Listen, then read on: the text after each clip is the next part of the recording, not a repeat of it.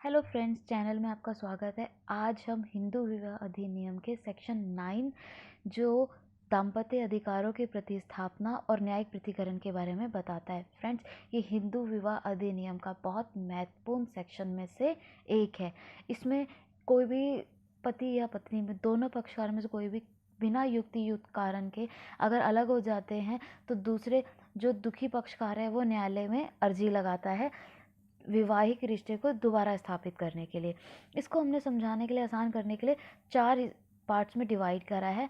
पहला है धारा 9 के आवश्यक तत्व, दूसरा है सेक्शन 9 की डिक्री और अपील जो सेक्शन 23 एवं 28 में बताया गया। उसके बाद है सेक्शन 9 की डिक्री का निष्पादन, ठीक है। और उसके बाद है सेक्शन 9 की संवैधानिकता जिसमें केस दे रखा है सरोज रानी वर्सेस सुदर्शन कुमार AIR 1984।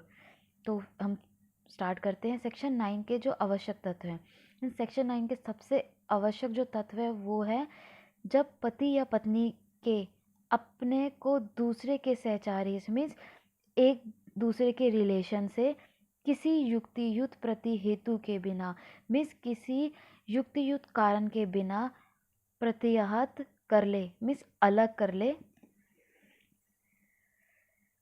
उस कंडीशन में व्यथित पक्ष का दंपत्ति अधिकारों के प्रतिस्थापना के लिए जिला न्यायालय में अर्जी द्वारा आवेदन कर सकता है। मीन्स जो दुखी पक्षकार है वो दोबारा अपने वैवाहिक जीवन को स्थापित करने के लिए न्यायालय में अर्जी लगा सकता है।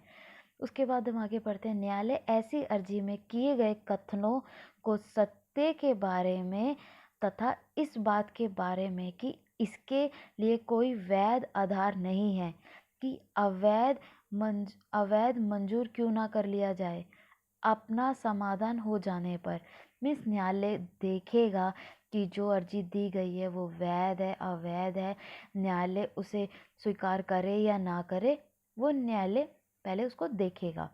उसके बाद आगे पढ़ते हैं। 5th है दाम्पत्य अधिकारों का प्रतिस्थापना डिग्री कर सकेगा। मीन्स न्यायालय देखेगा कि ये डिग्री करने लायक है या नहीं है, जो फैक्ट्स दिए गए हैं वो ठीक है या नहीं है, उसके अनुसार ही न्यायालय दाम्पत्य अधिकारों के प्रतिस्थापना की डिग्री देगा।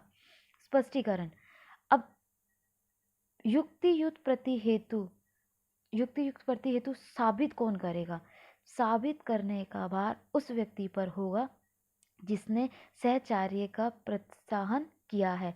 मीन्स अब ये जो अर्जी लगाई है, जो पति या पत्नी में से कोई भी है कि उसकी पत्नी युक्तियुक्त कारण से रह रही है अलग या नहीं रह रही है, उसको साबित करने का भार भी उसी व्यक्ति पर होगा जिसने एप्लीकेशन लगाई है या अर्जी लगाई है। आगे बढ़ते हैं। सेक्शन 23 कार्यवाहियों में डिक्री, सेक्शन 28 डिक्रियों और आदेशों की अपील, ठीक है। अब अपील कहाँ की जाएगी और कार्यवाहियों की डिग्री कैसे होगी उसके बारे में हम पढ़ते हैं। अपील उस न्यायालय में होगी जिसमें उस न्यायालय द्वारा अपनी आरंभिक सिविल अधिकारिकता के प्रयोग में किए गए विनिश्चयों का अपीलीय सामान्यता होती है। उसके बाद सेकंड आता है केवल खर्चे के विषय में कोई अपील इस आधार के अधीन नहीं होगी। नहीं, सिर्फ खर्चे की अपील इस आधार पर नहीं की जा सकती। थर्ड है अपील डिक्री या आदेश की तारीख से 90 दिन की काल अवधि के अंदर की जाए। मीन्स टाइम लिमिट दे दिया कि 90 दिन के अंदर करनी चाहिए। उसके बाद CPC के आदेश 21 और नियम 32 और 33 इसके बारे में आगे बताता है। नियम 32 दाम्पत्य अधिकारों के प्रतिस्थापना के लिए डिक्री की दशा में उसकी संपत्ति की कुर्की के द्वारा निष्पादन किया जाएगा। मीन्स जो दंपत्ति अधिकार की स्थापना या जो डिक्री की जाएगी उसमें उसकी संपत्ति की कुर्की की जाएगी। मीन्स संपत्ति से दी जाएगा उसको भी जो पैसा दिया जाएगा। जहाँ संपत्ति की कुर्की 6 माह के लिए प्रवृत्त कर चुकी हो वहाँ डिक्री धारक के आवेदन पर संपत्ति का विक्रय किया जा सकेगा। उसके बाद है नियम 33 दाम्पत्य अधिकारों के लिए प्रतिस्थापना की डिग्री का निष्पादन करने में न्यायालय का विवेक अधिकार। अब जो प्रतिस्थापन की डिग्री है उसका जो दाम्पत्य अधिकारों की स्थापना है वो पूर्णतः न्यायालय के विवेक अधिकार पर निर्भर करता है, मीन्स उसके विवेक पर निर्भर करता है कि अगर न्यायालय को लगता है कि इसमें दोबारा इन्हें वैवाहिक जीवन में बांधना चाहिए, रहने लायक है, तो वो देगा डिग्री, अदरवाइज नहीं देगा। HMA की धारा 9 के संवैधानिक केस लॉ।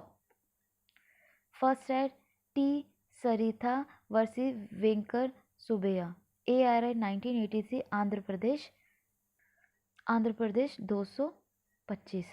दाम्पत्य अधिकारों के प्रतिस्थापना का उपचार एवं असभ्य और क्रूर उपचार है जो संविधान के आर्टिकल 21 में प्रतिभूत एकत्व और मानव मर्यादा का उल्लंघन करता है। यह संविधान के आर्टिकल 14 एवं 21 पर अतिक्रमणकारी होने के कारण असंवैधानिक और शून्य है।